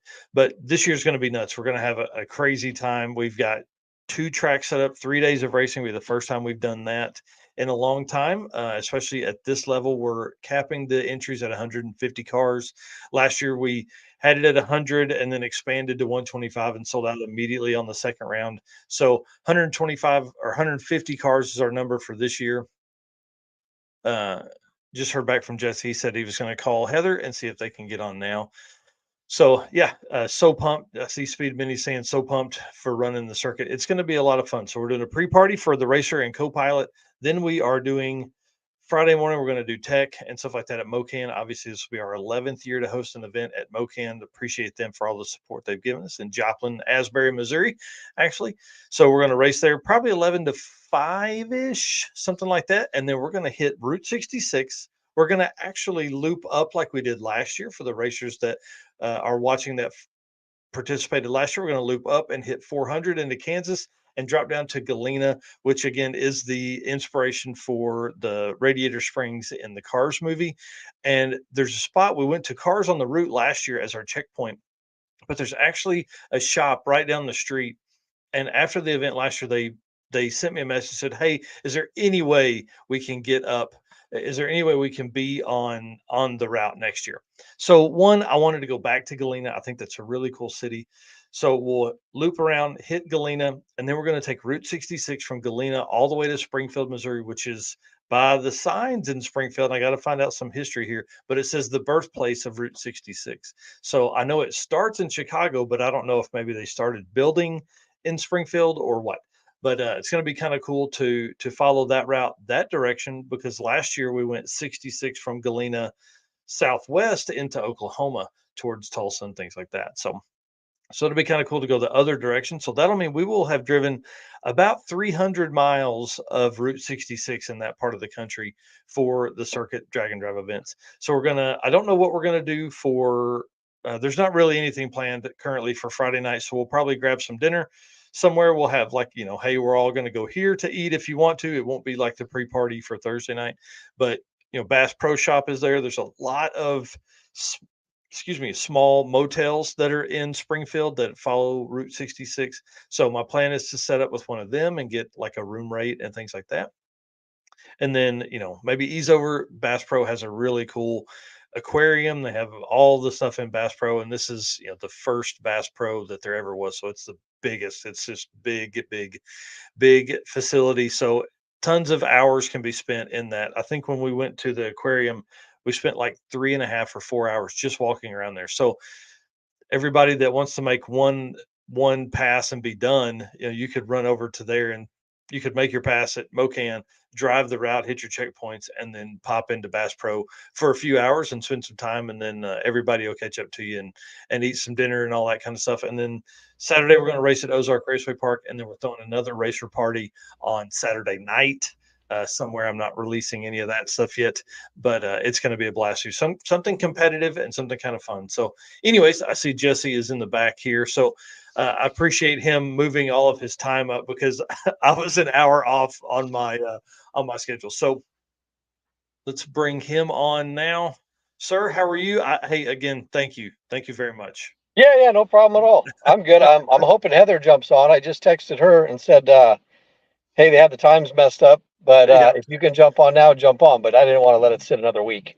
Nice. Well, I appreciate that too. What happened was we always run, 8 p.m. Eastern. So that's what I say all the time, right? And Sure. then when I'm doing the math, I was coming back from, we got about 45 minutes worth of coverage to talk about. And then you guys be on, that's 8:45.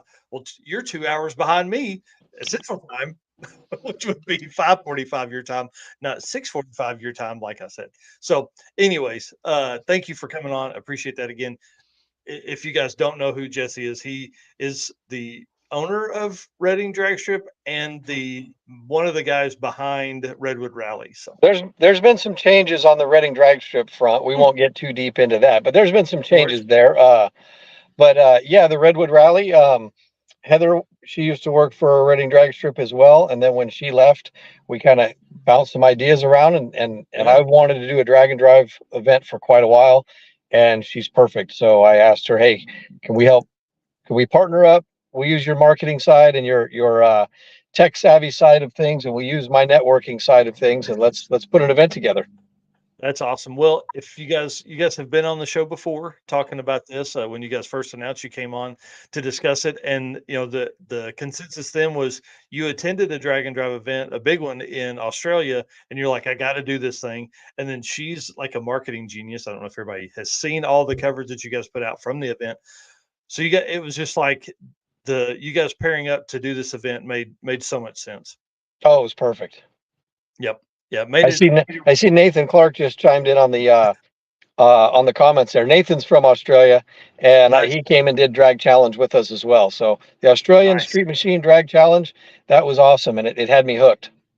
I bet that is for sure. Well, let's jump into some of this stuff because we know that there's a lot of questions that were out there. You guys being the first on the West Coast in a long time, man, that really got me and Eric excited about what the future can hold. And so I want to talk about some of the cars and tracks and routes and all that kind of stuff that you guys had at Redwood Rally. So again, this is the first year competing with it. You guys sold out in I want to say just a few hours, sold out 200 spots. It was awesome to see the support that you guys were getting from everybody. I think there were so many shares on y'all stuff that it really made me excited for what can come for the future for the West Coast, So absolutely. Do you want to talk a little bit about maybe some memorable cars for you guys from your event? Yeah. So what we actually did, we did 150 spots, and then we had 33 sponsor spots. So we had 183 That's right. total, and we sold that 150 out in less than 20 minutes. And we had a couple technical glitches with payment issues, but we got through that. It was actually kind of cool. I had to make about 160 phone calls to get all the payments sorted out.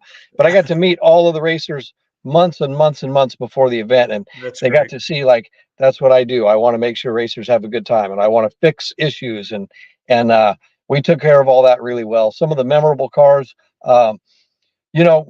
being that it's the first real, like, large production drag and drive on the West Coast, there was people that didn't know what to expect, and we don't get the drag week style or some of the Rocky Mountain race week style fast street driven pro mod cars. So there's a guy named Shane Probst had the quickest car of the event. He went between 452 and 475, I think, at all 4 tracks, all 5 days. 67 Nova with a single turbo, I believe. I think it was single. No, twin turbo Nova. Drove on the street well. He didn't have any problems until the very last drive. The shortest drive we have was about 2.5 hours, and about 45 minutes into it, he started tearing up some push rods and some lifters and rocker arms, and fixed it all on the side of I-5. Wow, that's cool, man. Yeah, you guys had some of the coolest routes too. We're going to talk about those in a minute. What are some of the other cars that were in your mix? There was a group of guys from, oh man, that put me on the spot. It was something like Rusty's Garage or Rusty's Rod Shop or something up from Southern Oregon, and they had 3 like turbocharged coupes and a pickup truck and some other stuff. So that was pretty cool to see some vehicles from the 20s and 30s out there on the road. Yeah. And one of those guys, Chris Ballard, ended up winning one of our categories. So those were pretty cool. One of our sponsors and a pit stop sponsor was Players Pizza out of Anderson, California, and Harvey there at Players Pizza. Uh-oh, did I lose you? Okay, there we go. Was that one of the trucks you were talking about? That is, yeah, I believe that's one of them from Southern Oregon there. And Harvey from Players Pizza has some 1930s pickup with a Cummins, or with a diesel in it. I'm not even sure if it's a Cummins, but that was pretty cool. We had a lot of cool cars. One guy rolled in pulling his pickup truck, pulling his race car on a trailer, with a trailer being pulled by the trailer. So he was pulling doubles. And he had his Class A license. He was legal to pull doubles in California, and I didn't really care anyway. But it was cool to see the doubles roll in. Let's see. Yeah, you scrolling through there, right there. That Falcon was a real popular Falcon. That's like I said, you put me on the spot. He was one of our sponsors from up north. Matt Kunick is his name. That Falcon was pretty cool. And while he didn't compete real hard, it was just a fun car, and that guy loves doing burnouts. Yes, that's what we like to hear. Hey, if you're not going to be really fast, you got to be really good at burnouts, and if you're going to be fast, you got to be really good at burnouts. So that black coupe right there, kind of on the lower right, that's Chris Ballard, the coupe just next to that car. I'm not sure who that was. That might have been Donovan Linwood in that Mustang, but Chris Ballard right there, he won the American Graffiti Dual Power Adder class, I believe. Nice. And it was pretty fun watching that on the road with a trailer behind it, and they had 3 or 4 of them in a row. One thing that really impressed us and was awesome was we had this family, the Condos family, and their friends. Dude, they had a bunch of cars. They had a bunch of cars, and they all came all the way from Wyoming. So, wow. There was a lot of people. Locals had plenty of faith in us, but then there was a lot of people that came from multi-states away, and the faith that they had in our event was really over the top. Dive Bombers Garage. Thanks, Phil. Dive Bombers. That's it. That's cool. I feel bad. They even sponsored us, and I'm actually on my way to the airport right now. I pulled into to park. I'm on my way to Steele, Alabama tonight. And Oh, nice. yeah, so some of these names and some of these cars. There's the Players Pizza truck right there, the diesel. Yeah, so that was a fun one. Players Pizza, their food is so good, and while people didn't necessarily have time to eat there during the pit stop, we had a big racer gathering on Monday night on registration day, and it was just over the top. They said this is like as busy as it gets, and we had, between racers and friends and family, we probably put 250 people through that restaurant that night, which was a blast. That's cool. Hey, Eric, slow down just a little. Let's take a look at the trophies there, because this is one of the coolest trophies I think I've ever seen on any event. Yeah, can you zoom in there just a little bit? Yeah, perfect. Yeah, those are really cool. Yeah. So Samoa Drag Strip in Eureka, California, that's the track that's right on the ocean. Samoa has a guy that does these trophies out of old growth redwood. He chainsaw cuts them, and they call it the Redwood Wally. And their Redwood Wally has a tire on it, just like an NHRA Wally. Well, Wow. we wanted something unique. We really thought about doing helmets at first, and then Bailey did the helmets at Sick Week. And I thought, you know what, we got to be more original than that. So I called Kathy at Samoa, and I said, look, I want to do this idea. I don't want to copy yours exactly. I don't want to take anything away from the Redwood Wally, because that's a very exclusive trophy they do every once or twice a year. And I said, but I'd like to do something with a redwood tree. Can I get your blessing? Like, I want your permission before I ask anybody. And she said, by all means, here's the guy that carves them. So we called him up a few months ahead of time, went through a couple of prototypes, and that's what we ended up with right there. How cool, man. That's awesome. I see Heather is here in the backstage. So if she wants to give me a thumbs up and let us know she's ready, perfect. I'm going to bring her on too.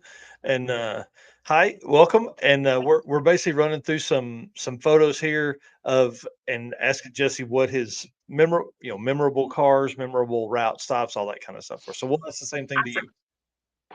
Oh, ask the same thing to me. Memorable cars. I'm sure Jesse probably already said Don Stone, right? Nope. I left that. No? I'm going to leave that one up to you. Oh man. So Don Stone, do you remember what year and model his car was, Jesse? It's a first gen. It's a 63 Ford Nova. Yeah. So we have our private racer group on Facebook, and this guy was like, a week before, his car's not ready, like the back half isn't done. He's asking about sheet metal work and how to do it. And everybody's like, what is this guy doing? There's no way he's making it. So he got his car running, and then something happened with his motorhome on the way up, and he actually couldn't get his motorhome fixed. So he parked it. Jesse helped him out. He parked it in Sac. He had to drive this car that he literally just got together from Sac to Reading. Jesse stayed late. I was already heading to the coast, but he got his 2 runs done in Reading. And when I saw him in Eureka, I mean, he was getting a round of applause from everybody, because we did not think he was going to make it. So definitely the most memorable. He did get his own special trophy, Nice. just because his story was so amazing. And he finished the entire route. I think he had like a steering column issue, but it wasn't enough of an issue for him not to be able to race. Wow. Yeah. So Don Stone was definitely. That's his car right there. That's his car right there, I think. Right there. Yeah. Yeah, that's his car. Oh, yeah. 10 days before the event, it had no sheet metal in it, no wheel tubs, just frame rails. The rear end was barely finished, and he threw it together. When he broke down in Elk Grove, I called some racers that I know down that way. One of them said, well, one of them owns a trucking company. So he says, bring your motor home to my property. I'll have my mobile mechanic fix it while you're gone for the week. Yeah. And sure enough, that's what happened. That's great. That is great. What a cool car too. I mean, I dig the gasser style on that. And yes, but you mentioned a class name a few minutes ago. Can you kind of run through, because we saw some like American Graffiti, and then I would see like American Graffiti Magnum. What's the difference meaning there? So basically, tire size was the difference. We decided American Graffiti, the movie and everything was based out of Modesto, Northern California. And I thought, oh, that'd be cool. We'll just come up with the names like that. We'll be a little bit different and keep it Northern California themed. And then I knew I wanted to do a maximum tire size of the 275 or 28-10-5. Yep. And I thought, well, what do you do when you need something bigger? What do you call it when it's bigger? And you should have seen the actual graphic I sent to Heather. When I came up with the idea, well, bigger means Magnum, so let's go that route. And Nice. You I said it- you should have saw the website before it was actually published. I had to do a That's lot right. of changes thanks to Jesse. Yep. Car guys are like a bunch of 15-year-old boys. Oh yeah. That's So awesome. we do know this year we had a bunch of people asking us to do a gasser specific category. And I was like, oh man, I don't know if we'll get enough of them. It's kind of a pretty small group of guys. I think we had at least 8 straight axle gasser style cars this year. And with such a limited car count, it was hard. Like we can't have 20 classes, we have to narrow it down somehow. So with just not knowing how popular that was going to be, we couldn't add a gasser class in, but I think Jesse and I talked about it, and we're going to add that in for next year. Well, those guys have come through. I know one of the groups is building 2 more cars. One of the guys that happened to be with one of those 57 Chevy straight axle gasser happened to be in North Carolina last weekend when I was there. I got him into the races, and he said that their group is building 2 more gassers, and most of the groups that have them are building another one. So I won't surprise me if we don't have 14, 15 gassers in a gasser only category next year. How cool would that be? Yeah. That would be awesome. Well, let's talk about, because I'm working through some of the data now to figure out, like, because some of your classes ran 1/8 mile across the week, and then some of them had like a mix of 1/8 and 1/4 mile. So I'm working through some of that, and that's okay. That's the way it works in drag racing nowadays, because we're track counts and things like that, and we're actually doing that at our circuit event because one of the tracks has a shorter shutdown, so we're nervous to turn like 850 cars loose on a track that's probably a little too short to do that with. So what classes were only 1/8 mile, and I'll make those notes, and then what classes would be 1/4 mile and others? The simplest way is this 2 stick shift categories and the mind over matter index class. Those ones were 1/4 mile. Cool. Everything else was 1/8. Now, Tuesday was on an 1/8 mile track, and then also we had to make a last minute decision at Samoa because it was raining that morning when we got there. And just for our time constraints, and then also, just some safety stuff and track prep and whatnot, we made that 1/8 mile for everybody that day as well. Yeah, and that makes total sense. Thank you for explaining that. I was trying to do the math, and I was like, I'm just going to ask them when they're on. Well, it's kind of one of the reasons it didn't play into it hugely, but like the stick shift class would have looked a little bit goofy if we would have done the results based on an average. Like it's pretty easy on all of the 1/8 mile heads up classes. You take the number you see in the results and divide it by 8, because we had 8 time slips throughout the week. Originally, it was designed for 10, but weather and time constraints. We dodged rain like you wouldn't believe. It was so perfect. We just had to cut one of the tracks down to 1 run in a day instead of 2, and it just you have to adapt and overcome what's thrown at you by Mother Nature. So on all those heads up classes, welcome to Drag and Drive. Yeah.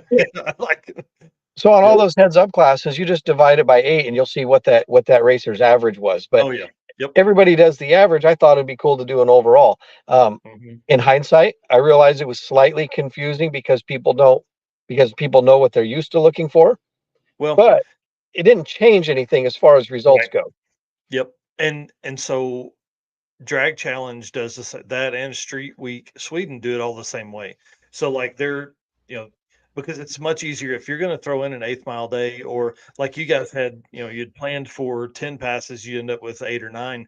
It just makes sense to do the average, because then you're not having to figure out some kind of manipulation to get from 1/8 to 1/4 mile, because there's a 1/8 mile day in there and all that. So, I mean, it makes complete sense on, like, from a promoter standpoint. From my side, it makes just a little bit more work, but it'll be easy enough to figure out from there, especially with how you guys explained it there. So, and nothing against the way Scott Taylor does it in Australia. However, when I was there, I'm a bracket racer at heart. So when I saw the way they did their dial your own class in Australia, they used a 1.53 factor or whatever it is for the 1/8 mile. And the factor was off. It wasn't a good factor. So it made it really hard on guys. They ran whatever they ran on day one, and then they had to hit with the factor. They were like 2.5 tenths off, and people were just in left field, out of left field. So when I set it up this way for Redding, we actually made Redding's 8th mile ET be the 8th mile ET, or the 8th mile index when they got to Coos Bay, and then we ended up using it in Samoa as well. So the way our results worked out on the result sheet for the Mind Over Matter class, it was really, to me, it was really cool. You saw first place was the racer with the least amount of overall time over their indexes for the week, and it really worked out well. A lot of the guys, it's not that they didn't understand it, they just weren't ready for the difference of weather and altitude and ET changes from track to track. And I tried telling everybody during registration and check-in and tech day, make sure you sandbag day one. Don't go as fast as you can, and then you can't catch up to yourself later. And some of them got it and some of them didn't. And I was real happy to see the 2 junior street kids that also, their times also competed in Mind Over Matter. I was really happy to see them up towards the top of the field. Sean Alsop, I think, is the son, or Austin is the Austin. Austin's the son.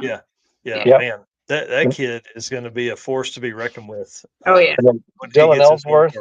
Those are they're all Dylan's a very good bracket racer in junior dragsters, and to see they knew what they were dealing with when it came to sandbagging a little bit on day one, and they played right into their hand. That's so cool. Well, guys, let's talk about, none of the racers that are probably watching this right now have ever been to the West Coast to drive on a drag and drive event. So what was your favorite route stop of the week, and then what was your favorite drive of the event? We'll agree on this, so Heather can just blurt it out. Everyone's favorite drive was definitely Samoa to Coos Bay. I mean, that was all coastal, all coastline, gorgeous views. The way that we kind of planned for drive times, it was right at sunset, so everybody got to see sunset like on the beach.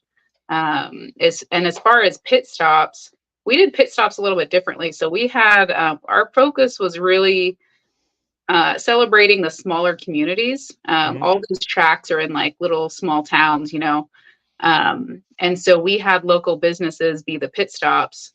And I think everybody can agree that probably Players Pizza was a huge hit. We had people going there multiple nights when they were in Reading, getting pizza, beer, and they just supported us so much. But all the drives were gorgeous. I don't know if you've seen much of the footage we've had. We've had some really great videos come out showing just how beautiful this drive is. Yeah, I'm excited. I've definitely am putting this on the schedule for 2024 because if you guys are going to have one, we haven't even had it. But we'll get to that in a second. We'll talk about that in a minute. But let's talk about like roadside repairs. Was there anybody that tore stuff up on the side of the road that you got some fun stories for that? Oh yeah. You want to talk about Max Nichols and his what's he called? The Dragnum? The Dragnum. So Max my gosh. An alternator problem and a transmission problem, and he limped it over to Players Pizza, and our portable car hoist guy was there. Portable car hoist was there. Yep. And so in the Players Pizza parking lot, there's also an AutoZone there. They jacked it up in the air and changed transmission in the parking lot. And then he looked everywhere for an alternator. I made calls to Summit. I made calls to LKQ and some other people. Nobody had the aftermarket alternator that he had. So he called a guy in southern Utah, and he had one in his shop and had that guy drive nonstop overnight from southern Utah to Reading. 11 hours they drove to deliver this alternator, and still made it. So he didn't leave till the following morning. All of us were already on the coast. Everyone's like, oh, where's Max? Where's Max? He made it to Samoa and ended up getting his passes in. Wow, that's cool. Yeah. But he actually didn't finish the event, though. What happened towards the end of the event, Jesse? So he was pulling, he got his runs in Medford on the second to last day, and pulling out of the track, it broke the rear end. Yeah. Oh, no. So he either limped it back into the track property or he took it to the track operator's shop. I don't know exactly where it went, but he dropped it off somewhere in Medford, hitched a ride. Oh, no. Ubered from Medford to Reading. That's a 2.5 hour drive. I said, Oh, I don't even want to know what that Uber bill was. And he said, I don't even want to tell you what it was. Yeah. He came to Reading, hung out for the last day of the event, ended up at the hotel that night as well. And the next morning, he had somebody taking him up with a trailer to pick his car up so he can get it back to Utah. He said next year it'll have a 9-inch in it and it'll be ready. So, yeah, that's probably the wildest roadside repairs. Shane, like I said, started having some valve train issues on the very final drive. He got all those fixed. What else did we see? We saw at one of the traffic stops, there's a lot of road construction on one of our drives. And I saw the 57 Chevy Gasser. I drove by and honked the horn at them, and they gave me thumbs up as they're banging on something underneath it with a hammer. And Nice. we had a couple of them. We lost a couple cars. Olivia and Drew Wallace, they lost They literally found the sketchiest turnout Oh, on the entire route for this to happen. he messaged me and told me where he was, and I happened to be 18 minutes away with the support trailer, with my fuel and our Starlink and our tables and chairs and everything in it. So I pull in there and park, and Drew's like, "Hey, go lock your trailer because this place is bad." And sure enough, I don't even want to say where it was. It's not fair to the community, but there was tweakers and crackheads running around. And this is a little tiny podunk town in the mountains. You would not. And so we ended up having another guy that dropped out with an empty trailer. I knew his trailer was empty. I called him. He was 30 minutes away. He came back, picked up their car, got them to Reading. Like, there wasn't a single person that if they had a problem, all they had to do was raise their hand and somebody jumped in to help. That's great. That is so great. That's And that's awesome. what's so awesome about the drag and drive community too. Like that happens at all of them. But like for, a lot of that stuff, there's been multiple of those events through a certain area. But like for you guys so like I can only imagine what it's like to see 30 hot rods pull into a gas station and just take it over. I bet you changed people's lives out there. So in the town of Brookings, Oregon, that's where Nexus Diesel, Tony from Nexus Diesel, one of our pit stops, in a pit stop sponsor, there was people in his town who found out what all these hot rods were doing, cruising by. They found our name. They sent us private messages and posts on the Redwood Rally page saying, "This was so cool. You brought the car show to me." Two guys said they sat on the front yard with a 6-pack and just watched cars all day. And then an older actually lady, the one at the shop, though, I thought this is one of Tony's employees. He's got literally right in front of the shop doors. He's got his lawn chair out. He's got his little cooler of beers. Everyone was like, "Oh, cool. He's just watching the shop for Tony." I guess Tony pulls up and is like, "Dude, what are you doing?" And he's like, "Oh, I'm just watching cars." Tony had no idea who this guy was. He just set up shop. We had a 60, like a woman in probably her early 60s say, "I saw these hot rods. I asked around on what it was. I sat on my porch and watched a car show drive by me all day. Well, your guys' event is so cool." And for awesome. Random people to say that was awesome. Yeah. It's pretty to go through the work to find out what's going on, either ask people or just jump on Facebook and try and figure out what all is happening is pretty neat. Well, let's talk about like from the promoter side. What are a couple things that you guys learned? What did we learn? So okay, the biggest thing is, and I'm wide open with everybody. So you have a problem, don't go talk about it in your little circle and your little clique. If you have an issue or you want to suggest something, come straight to me and do it. I've dealt with bracket racers for years, and they'll talk about everything they dislike amongst themselves, and the next thing you know, you're getting shit on, and you didn't even know that there was a problem to fix. So I stayed very open with everybody, and I asked them all to, hey, if you have a suggestion, bring it to me. So the first thing that I know we messed up on was on check-in day, when guys came in with camp trailers, whether they were vagabonds and they rolled with everybody, or they came with their race trailers and they unloaded their cars, they were pitting by their trailer on day one.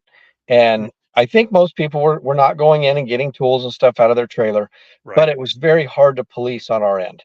So day two, we go to Samoa, and there was a lot of people that brought enclosed trailers in case their car broke down. And they were vagabonds, and they were all legit as far as who was there and who was with their group. but they parked them in the area with all the cars. So you started Okay. looking across the parking lot, and it felt like you were not at a drag and drive, but at a standard race.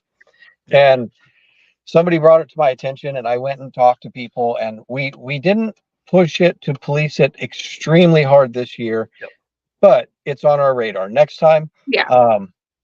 the check-in trailer parking area will be here, and race cars will be Right. here, Yeah. and vagabonds the same way. So that's like Yep. the number one thing that we really learned there.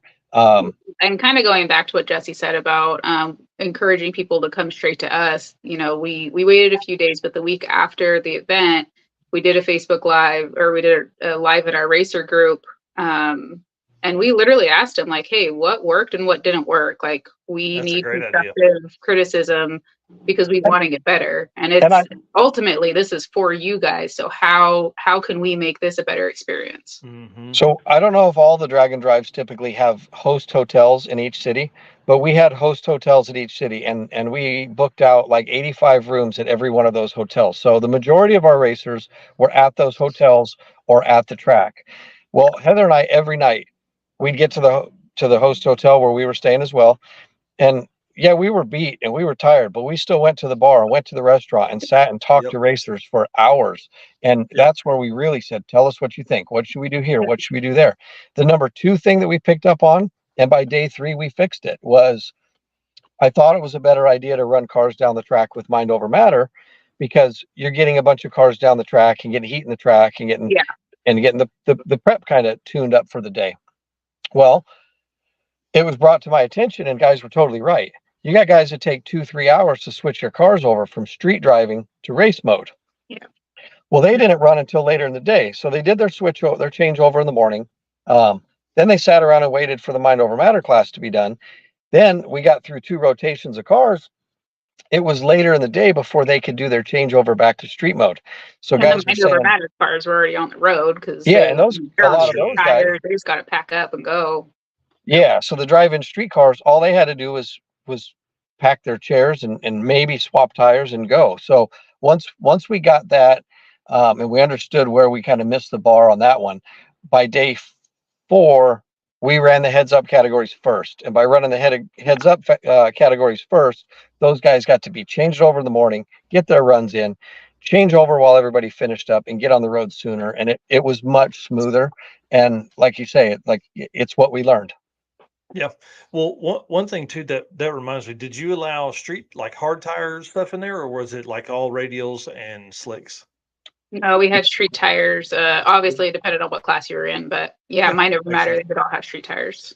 Yeah. And that that's, as long as your prep guys like Cole and Redding, he's real good at, as soon as the track starts seeing some issues, he'll scrape and spray and drag and reprep in 8 minutes. That works well. Now, what threw me a huge curveball, I just didn't know. Heather and I went to Coos Bay. We went to all the tracks. We drove the route prior, months prior to the event. I didn't even know Coos Bay doesn't have a track drag. They don't have a drag tractor whatsoever.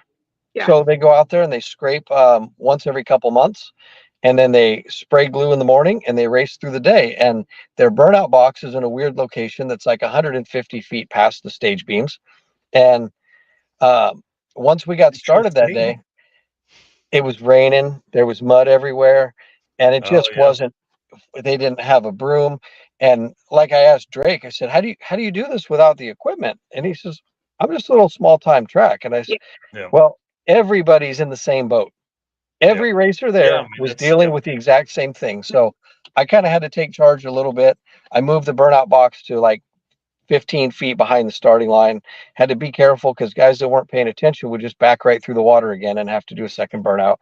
They all got with the program, but and the track came around, because once guys could do burnouts past, over the starting line where the glue actually is, Coos Bay got pretty darn fast. I mean, Shane went 472 or something, and it's a short shutdown that goes straight uphill. Coos Bay had to be probably the most interesting track on the route, and it was potentially the most chaotic as well, because we had the weather, we had the lack of track equipment. lack of asphalt. So you have these, high dollar cars. I mean, we tried getting them to switch over in the lanes, but they're pitted in this gravel and dirt and mud. Like it had rained hard like 3 days all before that. So, Nice. and then we had no idea that we had to deal with the tide. So there's like some water pond situation going on. And I guess when the tide comes in, like that fills up. And so their announcer's like, hey, if you're X, Y, and Z car, like the tide's coming in. And we're like, we had no idea that we would have to deal with that because it's a little more inland, it's not right on the beach, but wow, it's right near the bay, but the tide plays into it. And a lot of that dust and mud that we were talking about was white. Well, it's salty. That tide is brackish water. And it honestly, like, as much as it felt like an uphill battle at Coos Bay, it was a blast. And I think so many people love that track. Yes. Yeah. Well, and that's what I was going to say is like, everybody that day may have been like grumpy, let's say, but then 2 days later, they're like, man, that was actually pretty enjoyable. It was kind of fun to go through a whole nother list of stuff you've never encountered before. Yeah. And honestly, like, if you go to nothing but pristine tracks to do a drag and drive, you can look at each category and pick out of 3 cars. You can pick who's probably the favorite to win. Yeah. All you have to do is that car that you pick as a favorite to win has to make the entire trip. Yeah. But with Samoa being cold and wet in the morning and overcoming the weather, and then Coos Bay being the way it was, and then we go to Medford, we fought the weather. We were 10 to 15 minutes away from saying, sorry guys, we can't race today. Wow. And Justin said, I'm going to try a little bit more. And he put another 15 minutes effort into it. And then the sun came out and it got good and it was fast. There were some PBs set at Medford. That's so awesome. it was awesome. Great. But Coos Bay, Samoa, huge equalizers of the field. Yeah. It became a tuner game, not just a horsepower game. Well, and again, that's what I enjoy the most about Drag and Drive is because like everybody is still on the same page. Everybody has to race those same tracks all week, so we talk a lot about who's fastest, who got the most points, who did this, who won the classes, things like that. But really when we started gathering all of these events and making them all kind of 1 point series or one conversation, it really comes down to still those racers still have completely different experiences across the country in these classes and events. So it's pretty cool. Yeah. Yep. Well, I guess, the main question you probably already answered, but will there be a Redwood Rally 2024?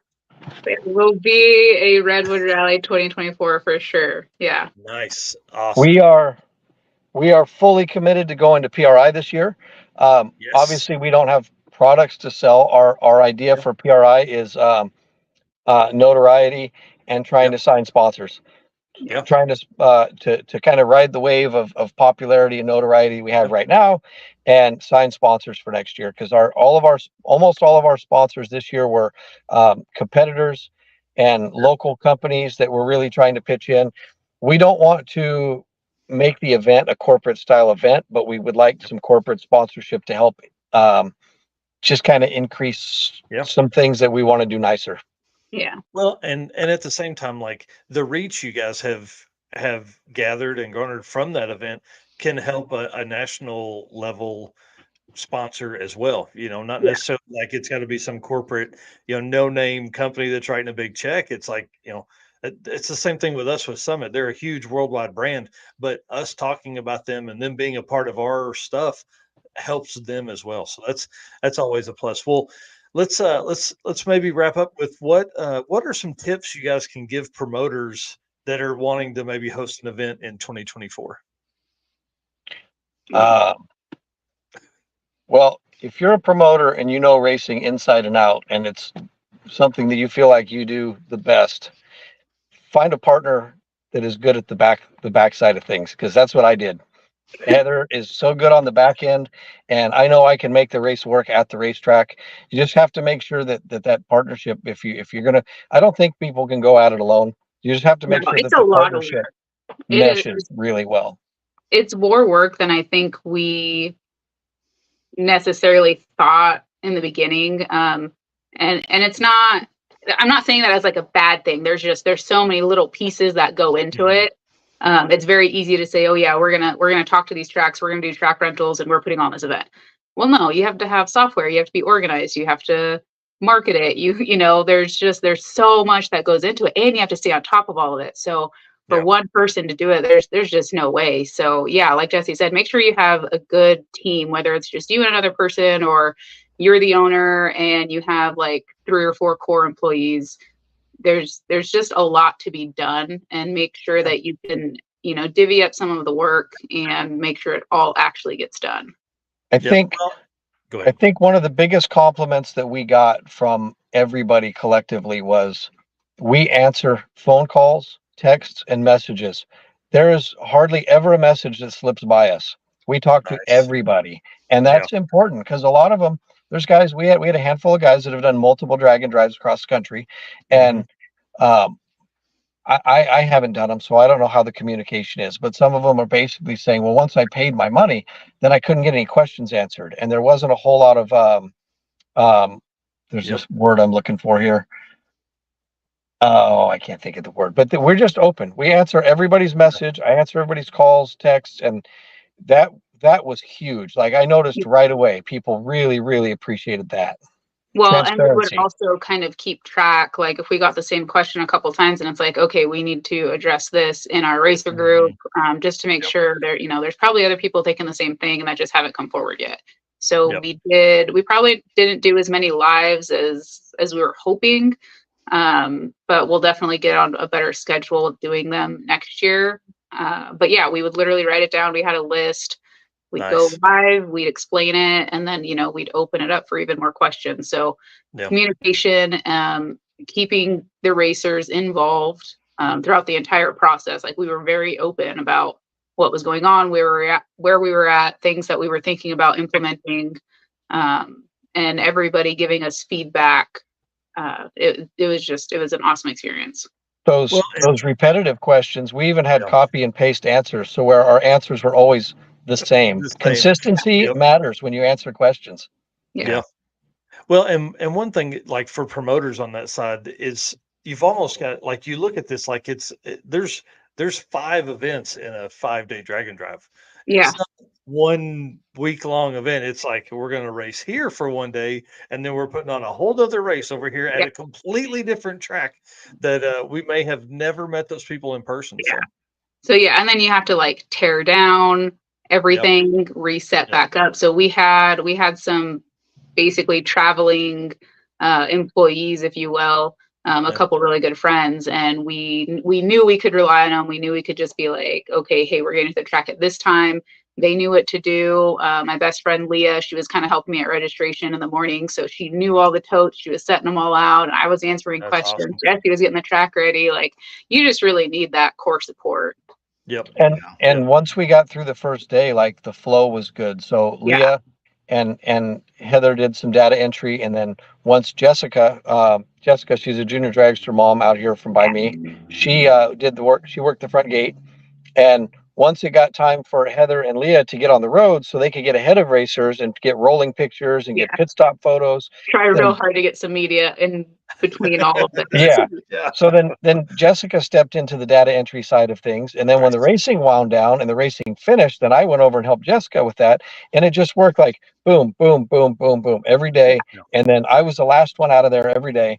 And it went smooth. It went really well. That's cool. You know, if you're going to try to do one of these, build a really solid team. I think my biggest fear of it is I know that Heather and I put our all into it.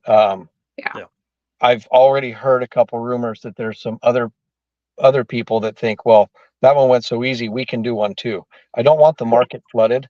I don't want to try to have a monopoly either. But I know our event was good. Like, I'm confident that our event was really good. I just hope we don't get a couple copycats that kind of try to flood the market or do something like that. And then don't put on as good of an experience for the racers. Cause my biggest concern is making sure the racers get what they want out of it.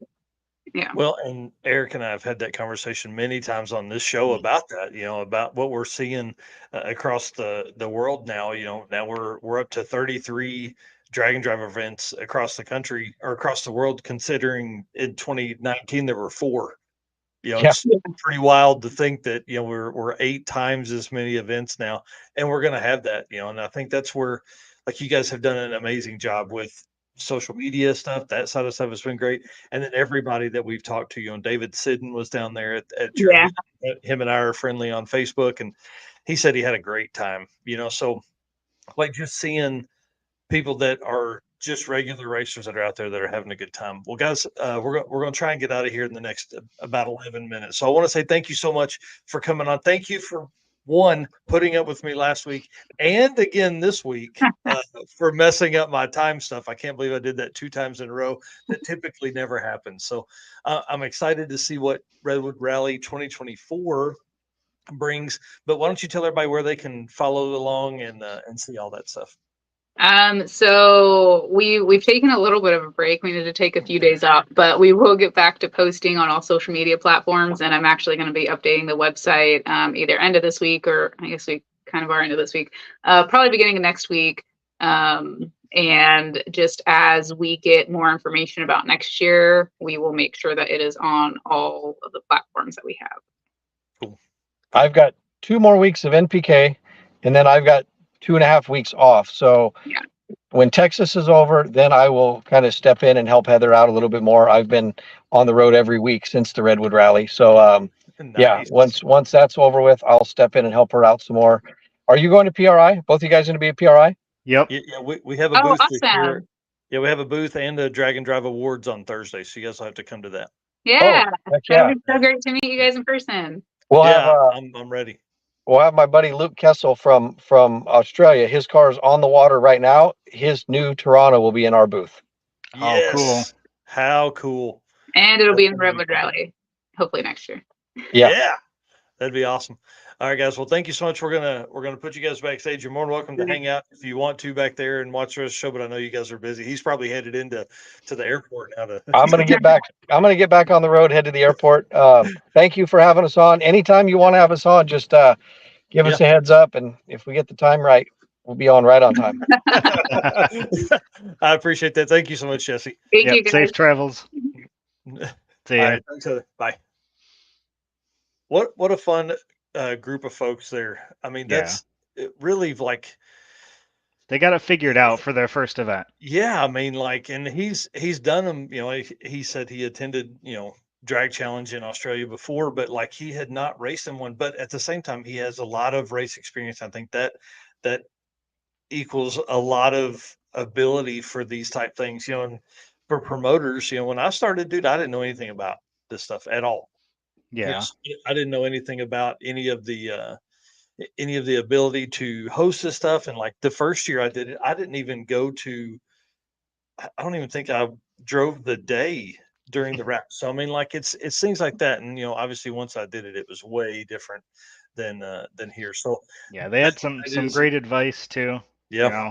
Building a good team, communication, those are all great things that every promoter. Speaking of that, building a good team, I've got this thing kind of put together. I need to send you about maybe you handling all the social media during the circuit, so I can pull back from some of that as well. I usually be in charge of that, so we'll talk about that later. The folks on here don't need to worry about that, guys. I want to say thank you for everybody that has watched tonight. We've had a huge show tonight. It's been awesome just to hang out with Jesse and Heather. I really appreciate them again changing up their entire timetable to fit what I screwed up again for 2 weeks in a row, which is abnormal for me.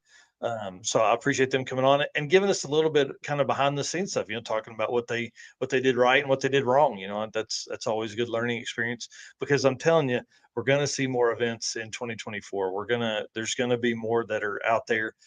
Everybody, has kind of the same feeling. They don't want events to cross over each other, but at the same time, we'll have 4 drag and drive events in the Southeast, just in North Carolina and South Carolina, and a lot of those hitting the same tracks, and those events are still doing well. So if you are a good promoter and you can put on stuff, it's going to happen. Tracks are going to be doubled up and things like that. But at the same time, like, we're going to end up with, I don't know. I mean, if we have 40 events next year across the world, that's going to be pretty wild. Looking now, I think 40 may be a low number, Yeah, I mean, So, the good promoters are going to keep going, and the yeah, the unsuccessful ones, they'll drop off. But yep, um, yep, it'll be interesting to see. I I thought 33 was going to be hard to top, so yep. we'll be looking to see what next year looks like.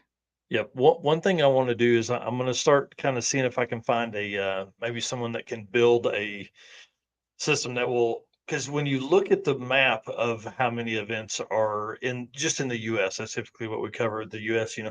Um, they look jumbled up, but really when you think about it, if you have an event in Florida in February, but then you have 8 months later, you have Hot Rod Drag Week in North and South Carolina, you're you're a pretty good ways away from there, but on the map it doesn't look that far. Yeah, So at the same time, you kind of need, people need to understand these happen like this all across the country. They're up north, south, west. So there's still a lot of room for growth within the community. I would like to see more regional events and more attendance at regional events. I think that is our gateway drug to bring in a lot more people into the drag and drive community. I think these weekend events are the key. I've said that all year, and then we've yeah. had less than stellar turnout for the regional events, and the week long stuff still keeps cranking and selling out. So Well, and just like they said, when you're going to put on an event, you have to promote it. You have to be yeah, talking about it all the time, yeah, posting about it. That's the only way that people are going to find out about it. yeah. Well, and you know how it goes, man. You and I live this social media life.